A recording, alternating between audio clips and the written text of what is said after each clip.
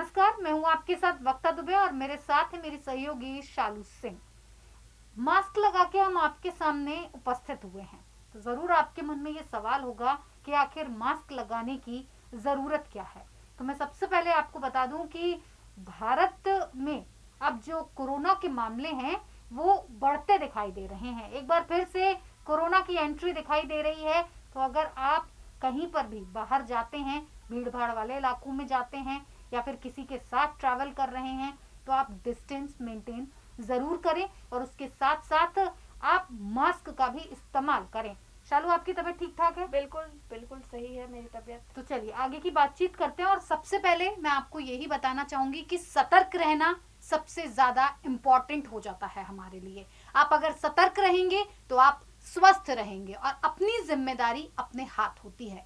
शालू, इस वक्त की क्या स्थिति बनी हुई है, बिल्कुल। बताइए आप। सबसे पहले तो बता दूं कि हम लोगों ने मास्क इसलिए उतारा क्योंकि जो है ना मेरी तबीयत खराब है ना वक्ता की तबीयत खराब है, और हम लोगों ने एक दूसरे का हाल चाल पूछ लिया। तो अभी डरने की कोई बात नहीं है क्योंकि कोरोना अभी उस लेवल पर नहीं पहुंचा है जैसा हमने कोरोना के फर्स्ट वेव में देखा था, सेकंड वेव में देखा था। और अभी ये कह सकते हैं कि हांगकांग में कोविड के मामले बढ़े हैं तो इंडिया में भी बढ़े हैं। मुंबई में केसेस आए हैं, केरल में केसेस आए हैं, और अभी पिछले हफ्ते की बात करें तो 164 कोविड पेशेंट जो है मिले हैं जिनका कोविड पॉजिटिव आया है। उसमें जो है शिल्पा शिरोडकर जो है एक्ट्रेस है, जानी मानी एक्ट्रेस है, बिग बॉस में नजर आई थी, वो भी कोविड पॉजिटिव जो है उनमें लक्षण दिखाए गए। तो उन्होंने अपील की है कि आप लोग घर में रहे, क्वारंटीन रहे। तो वैसे ही अगर इस बारे में हम लोग बात करें तो सबसे ज्यादा जो है कोविड के मामले जो है केरल में आए हैं। बिल्कुल 69 केरल में आए हैं। उसके बाद तमिलनाडु है, मुंबई है। मुंबई में भी बहुत कोरोना फैल रहा है, लेकिन यही है कि पैनिक वाली सिचुएशन अभी नहीं है क्योंकि वैक्सीन लग चुके हैं सबको। तो घबराने की बात नहीं है, क्योंकि अगर घबराने की बात होगी तो सरकार फिर गाइडलाइंस लाएंगी ही। बिल्कुल गाइडलाइंस जारी किए जाएंगे, आपको बताया जाएगा, तो आप बिल्कुल पैनिक ना करें, परेशान ना हो। अपने आसपास के माहौल को आप पहले देखें कि किस तरह का माहौल है, किस तरह से ज्यादा आपको सतर्क और सावधान रहने की जरूरत है, इस पर ध्यान दें। मुंबई से कोरोना के मामले ज्यादा सामने आए हैं, जैसा कि शालू ने आपको बताया।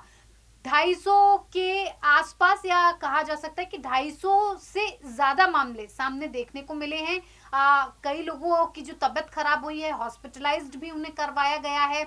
तमाम तरीके की जो चीजें हैं वो भी सामने आ रही हैं, लेकिन फिलहाल डॉक्टर्स कह रहे हैं आपको पैनिक करने की जरूरत नहीं है। डॉक्टर्स का ये भी मानना है कि ये जो कोविड है इसका असर जो होगा आपके शरीर पर, वो आपकी जो इम्यूनिटी सिस्टम है, जो आपकी स्ट्रेंथ है, उस पर निर्भर करता है। क्योंकि जो पहले की वैक्सीन लगी हुई है वो अभी के आपके वक्त में काम नहीं आएगी, क्योंकि उसको वक्त बीत चुका है। आज करीब 3-4 साल निकल चुके हैं। ऐसे में अब आपका इम्यूनिटी सिस्टम कितना मजबूत है, वैक्सीन की कितनी आपको जरूरत है, ये डिपेंड करता है। और इन सारी चीजों पर आपको ध्यान देने की जरूरत है। गले में खराश है, आपको थोड़ा बहुत फीवर लग रहा है या खांसी जुकाम हो रहा है, तो आप तुरंत डॉक्टर से संपर्क करें, चेकअप कराएं। एक एहतियात के तौर पर जरूर अपने आप को उस लेवल पर लेकर आएं जहां आप ये समझ सकें कि आपको वायरल फीवर है या फिर कोविड के जो सिम्टम्स चल रहे हैं उससे आपको दिक्कत परेशानी है।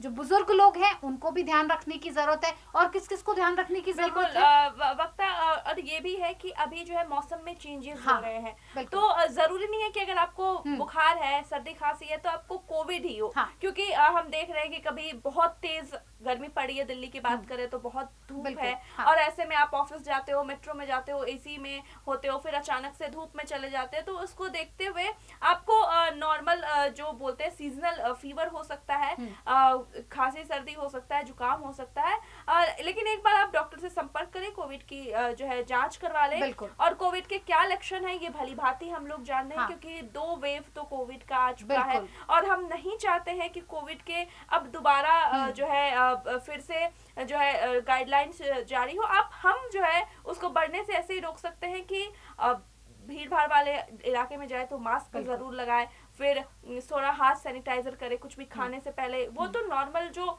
साफ सफाई की बात है वो वही आ जाती है कि हाथ धोना होगा खाने से पहले, लोगों से अगर मिले जुले हाथ मिलाएं तो उसके बाद हाथ हमारा बिल्कुल स्टाफ चालू, हो। यानी कि हमें वही व्यवहार फिर से अपनाना होगा जो हम पिछले 3-4 सालों पहले जाएं तो जितना सीवियर अटैक जो हमने देखा था कोरोना का अपने देश में, उससे बचने के लिए हमें लगता है कि वो सारी पुरानी चीजें हमें फिर से दोहराने की जरूरत है। और वक्ता मुझे ये लगता है कि अब जो है हमारे देश के लोगों में वो आदत कहीं ना कहीं आ चुकी है, क्योंकि हमने 2 साल लॉकडाउन में रहा है और बहुत सारे गाइडलाइंस का पालन किया है। तो उसको देखते हुए हमारे अब जो है उसमें दिनचर्या में वो शामिल हो गया कि अगर अभी हम बाहर से आते हैं तो जो है कपड़े या वॉशरूम में सबसे पहले जाते हैं, हाथ धोते हैं, कपड़े चेंज करते हैं, हॉस्पिटल जाते हैं, कुछ ऐसे संक्रमित इलाके में जाते हैं तो हम अपने आप को स्वच्छ करते हैं। तो मुझे लगता है अब ये दिनचर्या आ चुकी है। मुझे अब नहीं लगता है कि कोविड उस हिसाब से फैलेगा जैसे हमने प्रचंड रूप कोरोना का देख चुका है। बिल्कुल। तो डॉक्टर्स की इस पर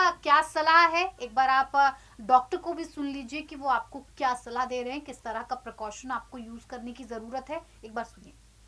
कोविड-19 के केसेस भारत के कुछ शहरों में बढ़े हैं, जिसका मुख्य कारण नए वेरिएंट का आना और इंटरनेशनल ट्रैवल के कारण भारत के कुछ हिस्सों में पहुंच जाना है। खास करके मुंबई, चेन्नई एंड केरल के कुछ हिस्सों में केसेस रजिस्टर हुए हैं।